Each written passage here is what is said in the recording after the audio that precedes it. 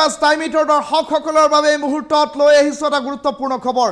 প্ৰতিগৰাকী মুছলমান জনতাৰ বাবে ৰাজ্যৰ মুখ্যমন্ত্ৰী ডক্টৰ হিমন্ত বিশ্ব শৰ্মাই দিলে ভাল খবৰ, কিয়নো প্ৰতিগৰাকী মুছলমান জনতাই লাভ কৰিব জাতিগত পৰিচয়।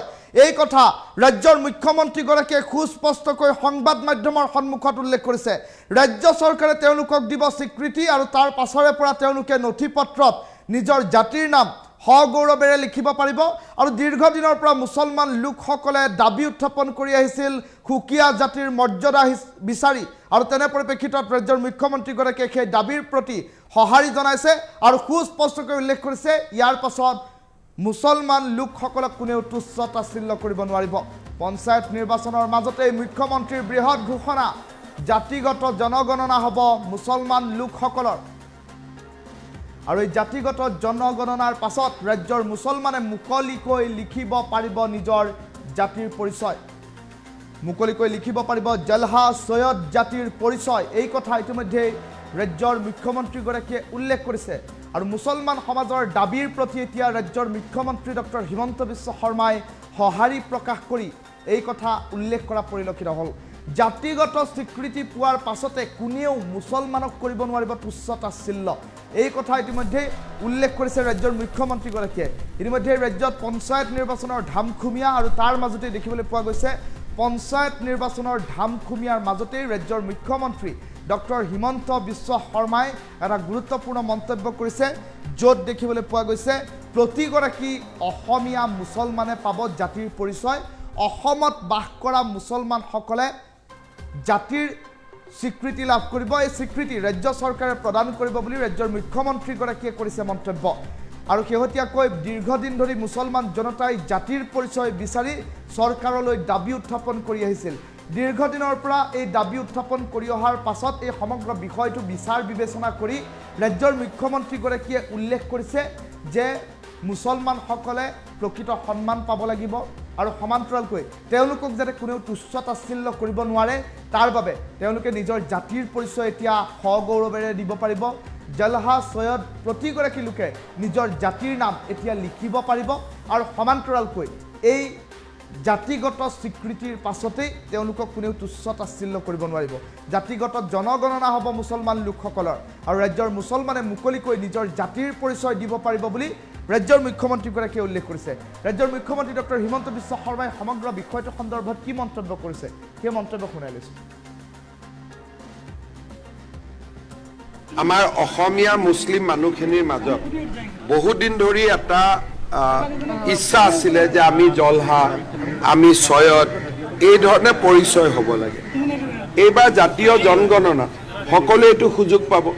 জলহা লোকসকলে জলহা লিখিব পাৰিব, আমাৰ বৰাকত মৈমাল লোকসকলে নিজক প্ৰতিষ্ঠা কৰিব খোজে, এতিয়া মৈমাল বুলি লিখিব পাৰিব। ইমান দিন সকলোৱে জনসংখ্যা বিচাৰি আছিল। লোকসভা নিৰ্বাচনৰ সময়ত কৰিমগঞ্জত মোৰ আটাইতকৈ ডাঙৰ প্ৰতিশ্ৰুতিটো আছিল যে মৈমাল লোকসকলৰ এটা চেঞ্চাছ হ'ব। এই জাতীয় জনগণনাৰ ফলত যিবিলাক জাতিয়ে নিজৰ পৰিচয় দিব খুজিছিল তেওঁলোকে পৰিচয় দিয়াৰ সুযোগ পাব। আমাৰ অসমীয়া মুছলিম মানুহখিনিৰ মাজত বহুদিন ধৰি এটা ইচ্ছা আছিলে যে আমি জলহা, আমি সৈয়দ, এই ধৰণে পৰিচয় হ'ব লাগে। এইবাৰ জাতীয় জনগণনা সকলোৱে এইটো সুযোগ পাব।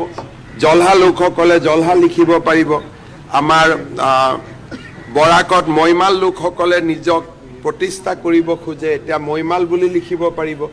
ইমান দিন সকলোৱে জনসংখ্যা বিচাৰি আছিল। লোকসভা নিৰ্বাচনৰ সময়ত কৰিমগঞ্জত মোৰ আটাইতকৈ ডাঙৰ প্ৰতিশ্ৰুতিটো আছিল যে মৈমাল লোকসকলৰ এটা চেঞ্চাছ হ'ব। এই জাতীয় জনগণনাৰ ফলত যিবিলাক জাতিয়ে নিজৰ পৰিচয় দিব খুজিছিল তেওঁলোকে পৰিচয় দিয়াৰ সুযোগ পাব। আমাৰ অসমীয়া মুছলিম মানুহখিনিৰ মাজত বহুদিন ধৰি এটা ইচ্ছা আছিলে যে আমি জলহা, আমি সৈয়দ, এই ধৰণে পৰিচয় হ'ব লাগে। এইবাৰ জাতীয় জনগণনা সকলোৱে এইটো সুযোগ পাব।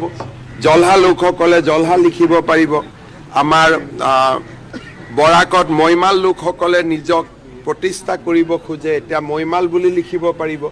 ইমান দিন সকলোৱে জনসংখ্যা বিচাৰি আছিল। লোকসভা নিৰ্বাচনৰ সময়ত কৰিমগঞ্জত মোৰ আটাইতকৈ ডাঙৰ প্ৰতিশ্ৰুতিটো আছিল যে মইমাল লোকসকলৰ এটা চেঞ্চাছ হ'ব। এই জাতীয় জনগণনাৰ ফলত যিবিলাক জাতিয়ে নিজৰ পৰিচয় দিব খুজিছিল তেওঁলোকে পৰিচয় দিয়াৰ সুযোগ পাব। আমাৰ অসমীয়া মুছলিম মানুহখিনিৰ মাজত বহুদিন ধৰি এটা ইচ্ছা আছিলে যে আমি জলহা, আমি ছয়দ, এই ধৰণে পৰিচয় হ'ব লাগে। এইবাৰ জাতীয় জনগণনাত সকলোৱে এইটো সুযোগ পাব। জলহা লোকসকলে জলহা লিখিব পাৰিব। আমাৰ বৰাকত মইমাল লোকসকলে নিজক প্ৰতিষ্ঠা কৰিব খোজে, এতিয়া মইমাল বুলি লিখিব পাৰিব। ইমান দিন সকলোৱে জনসংখ্যা বিচাৰি আছিল। লোকসভা নিৰ্বাচনৰ সময়ত কৰিমগঞ্জত মোৰ আটাইতকৈ ডাঙৰ প্ৰতিশ্ৰুতিটো আছিল যে মইমাল লোকসকলৰ এটা চেঞ্চাছ হ'ব। এই জাতীয় জনগণনাৰ ফলত যিবিলাক জাতিয়ে নিজৰ পৰিচয় দিব খুজিছিল তেওঁলোকে পৰিচয় দিয়াৰ সুযোগ পাব। আমাৰ অসমীয়া মুছলিম মানুহখিনিৰ মাজত বহুদিন ধৰি এটা ইচ্ছা আছিলে যে আমি জলহা, আমি ছয়দ, এই ধৰণে পৰিচয় হ'ব লাগে। এইবাৰ জাতীয় জনগণনাত সকলোৱে এইটো সুযোগ পাব। জলহা লোকসকলে জলহা লিখিব পাৰিব। আমাৰ বৰাকত মইমাল লোকসকলে নিজক প্ৰতিষ্ঠা কৰিব খোজে, এতিয়া মইমাল বুলি লিখিব পাৰিব। ইমান দিন সকলোৱে জনসংখ্যা বিচাৰি আছিল। লোকসভা নিৰ্বাচনৰ সময়ত কৰিমগঞ্জত মোৰ আটাইতকৈ ডাঙৰ প্ৰতিশ্ৰুতিটো আছিল যে মইমাল লোকসকলৰ এটা চেঞ্চাছ হ'ব। এই জাতীয় জনগণনাৰ ফলত যিবিলাক জাতিয়ে নিজৰ পৰিচয় দিব খুজিছিল তেওঁলোকে পৰিচয় দিয়াৰ সুযোগ পাব। আমাৰ অসমীয়া মুছলিম মানুহখিনিৰ মাজত বহুদিন ধৰি এটা ইচ্ছা আছিলে যে আমি জলহা, আমি ছয়দ, এই ধৰণে পৰিচয় হ'ব লাগে। এইবাৰ জাতীয় জনগণনাত সকলোৱে এইটো সুযোগ পাব। জলহা লোকসকলে জলহা লিখিব পাৰিব। আমাৰ বৰাকত মইমাল লোকসকলে নিজক প্ৰতিষ্ঠা কৰিব খোজে, এতিয়া মইমাল বুলি লিখিব পাৰিব। ইমান দিন সকলোৱে জনসংখ্যা বিচাৰি আছিল। লোকসভা নিৰ্বাচনৰ সময়ত কৰিমগঞ্জত মোৰ আটাইতকৈ ডাঙৰ প্ৰতিশ্ৰুতিটো আছিল যে মইমাল লোকসকলৰ এটা চেঞ্চাছ হ'ব। এই জাতীয় জনগণনাৰ ফলত যিবিলাক জাতিয়ে নিজৰ পৰিচয় দিব খুজিছিল তেওঁলোকে পৰিচয় দিয়াৰ সুযোগ পাব। আমাৰ অসমীয়া মুছলিম